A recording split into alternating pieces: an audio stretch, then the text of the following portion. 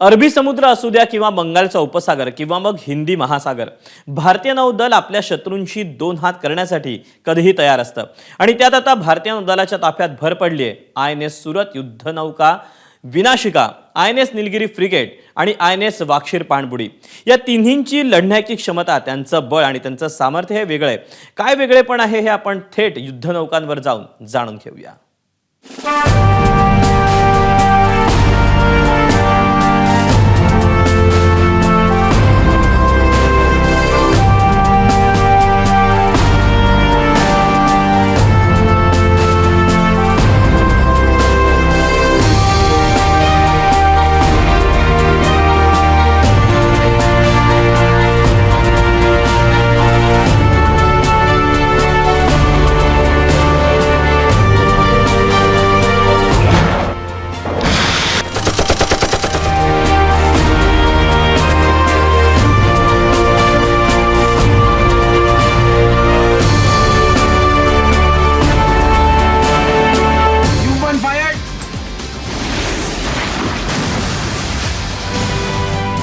भारतीय नौदलानं 15 जानेवारीचा मुहूर्त साधून पहिल्यांदाच एकावेळी INS Nilgiri frigate, INS Surat युद्धनौका आणि INS वाक्षीर पाणबुडीचं कमिशनिंग केलंय.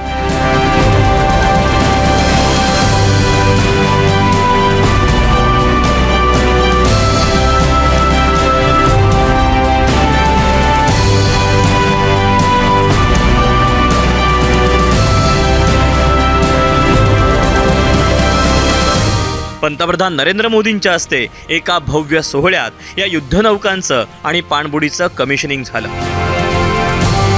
अत्याधुनिक तंत्रज्ञानाचा वापर करून तयार झालेल्या युद्धनौका आणि पाणबुडीमुळे भारतीय नौदलाचं सामर्थ्य आणखी वाढणार आहे.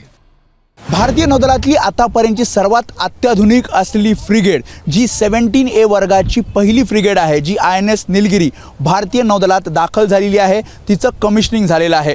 2019 साली ही लॉन्च झाली. माझगाव डॉक त्यासोबतच गार्डन रीच शिप बिल्डर्स यांच्याकडनं या INS निलगिरीची निर्मिती करण्यात आलेली आहे.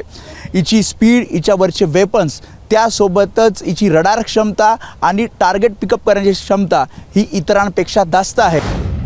यातल्या INS निलगिरी फ्रिगेटची वैशिष्ट्य काय आहेत ती आपण पाहूया. यावर समुद्रावर मारा करणारी 8 ब्रह्मोस क्षेपणास्त्र आहेत. आकाशातील लक्ष्यावर मारा करणारी 32 बराक क्षेपणास्त्र, पाण्यातून मारा करणारी पाणबुडी विरोधी रॉकेट लॉन्चर आणि 5500 नॉटिकल प्रवास करण्याची क्षमता, प्रति तास 28 नॉटिकल वेग असं निलगिरी फ्रिगेटचं सामर्थ्य आहे. इन्फ्रारेड सप्रेशन सिस्टम लागलं आहे, जे आपलं इंजिन्सचं एक्झॉस्ट असतं त्याचं टेम्परेचर कसं कमी करायचं ही टेक्नॉलॉजी वापरली गेली आहे. त्याच्याने आपल्या जहाजाचं स्टेल्थ हे वाढलं जातं आणि कोणालाही आपल्याला डिटेक्ट करणं मुश्किल होऊन जातं. आपण आता ज्या गनच्या बाजूला उभं आहोत, ही एक अपग्रेडेड SRGM गन आहे.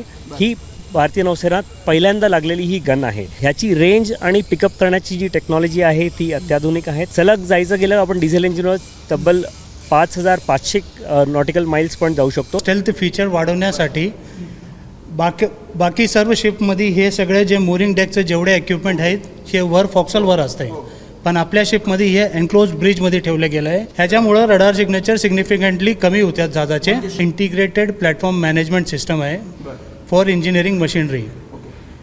एका केंद्रीय जाग्यावरून आम्ही सगळे जेवढी मशिनरीज आहेत इंजिनिअरिंगचे तिथून कंट्रोल करू शकतोय. तर INS सुरत युद्धनौकेची वैशिष्ट्य काय तीही आपण पाहूया. याची लांबी 164 मीटर, रुंदी 18 मीटर आणि वजन आहे 7600 टन. या युद्धनौकेवर आर्टिफिशियल इंटेलिजन्सचा वापर करण्यात आलाय. शत्रूंवर तिन्ही बाजूंनी मारा करण्यासाठी ब्रह्मोस मिसाईल आहेत, बराक मिसाईल, पाणबुड्या विरोधी रॉकेट लॉन्चर आणि स्पेशल भारतीय बनावटीच्या गन्स या ठिकाणी तैनात आहेत. 15B प्रोजेक्टची INS विशाखापट्टणम मोर्मुगाव इम्फाळ नंतरची चौथी युद्धनौका आणि शेवटची युद्धनौका INS सुरत हिचं कमिशनिंग आज भारतीय नौदलामध्ये झालेलं आहे. भारतीय नौदलाच्या ताफ्यात ही दाखल झालेली आहे. गुजरात राज्याच्या एका शहराचं पहिल्यांदाच एका युद्धनौकेला नाव देण्यात आलेलं आहे.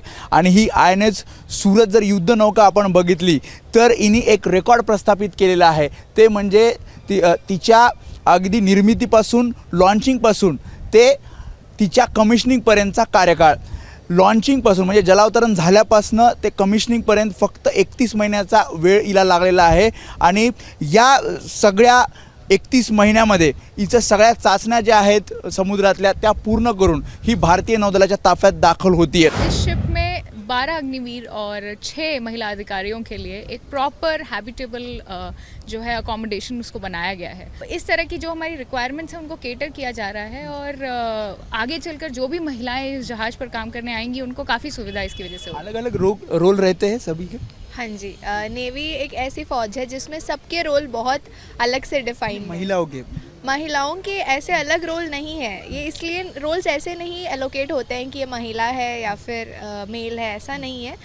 वो अपने प्रोफेशनल कैपेबिलिटीज़ में होते हैं. आजकल सारे ब्रांचेस में इंजीनियरिंग, इलेक्ट्रिकल, मेडिकल, लॉजिस्टिक्स ऐसे सारे ब्रांचेस में अभी महिला सेलर्स और अधिकारियों को भी ले रहे हैं. पहले भी महिला अधिकारियाँ काम करते थे बट अभी सेलर्स भी आने लगे हैं. तो जब हम देखते हैं कि हमारे साथ साथ और लोग हैं तो हम और कंफर्टेबल फील करते हैं और मुझे ऐसा लगता है कि उनको भी और अच्छा लगता होगा और ये देख के बाकी भारत के जितने भी महिलाएं हैं उनको भी आर्म फोर्सेस ज्वाइन करने के लिए उनको भी इंस्पिरेशन मिलती होगी. या 2 युद्धनौकांसह INS वाक्षीर पाणबुडी ही नौदलात सामील झाली आहे. जिची ओळख सायलेंट किलर आहे. माझगाव डॉक शिपबिल्डर्स लिमिटेडने हिची निर्मिती केलेली आहे.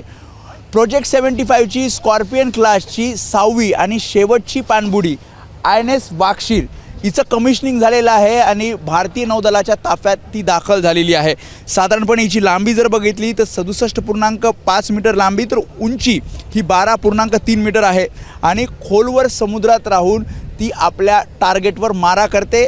त्यासाठी टॉर्पिडो ट्यूब्स आहेत, मिसाईल्स डागण्याची क्षमता या पाणबुडीमध्ये आहे. शिवाय 45 ते 50 दिवस ही समुद्रात प्रवास करू शकते.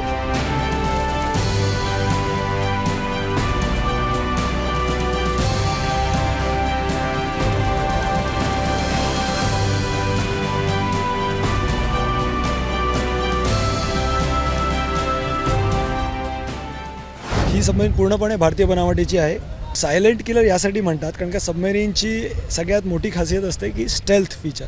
स्टेल्थ म्हणजे सबमरीन पाण्याखाली जाऊन शांतपणे बसून आपल्या एनिमी किंवा ज्या एनिमी शिप्स आहेत त्यांना हंट करू शकते. ॲडव्हान्स्ड अकॉस्टिक सायलेन्सिंग टेक्निक्स या सबमरीनमध्ये यूज झालेले आहेत. त्यानंतर रिड्यूस रेडिएटेड नॉईज ह्याच्यामध्ये यूज केलेलं आहे. त्यानंतर सबमरीनचं जे हल आहे, हल म्हणजे जी सबमरीनचं मेन बॉडी आहे ती हायड्रोडायनेमिकली अशी निर्माण केलेली आहे की ती मिनिमम साऊंड वेव्स प्रोड्यूस करेल, जेणेकरून एनिमीला डिटेक्ट करणं फार डिफिकल्ट असेल. वी डेअर म्हणत INS सुरत, स्ट्रेंथ करेज म्हणत INS निलगिरी आणि वीरता वर्चस्व विजयिता म्हणत INS वाक्षीर या प्रचंड 3 मोठ्या ताकद आज भारतीय नौदलाच्या ताफ्यात दाखल झाल्यानं भारतीय नौदलाचं बळ आणि सामर्थ्य कैक पटीनं वाढलेलं आहे. कमिशनिंगचा हा दिवस भारतीय नौदलाच्या इतिहासात सुवर्ण अक्षरात लिहिला जाईल, कारण एकाच दिवशी एवढ्या मोठ्या प्रमाणावरची ताकद ही भारतीय नौदलाच्या ताफ्यात दाखल होतीये. त्यामुळे जागतिक स्तरावर सुद्धा भारतीय नौदलाची मान अभिमानानं उंचावणार आहे. कॅमेरामन अरविंद वारगेसह मी वेदांत नेब, ABP माझा, मुंबई. ABP माझा, उघडा डोळे बघा नीट.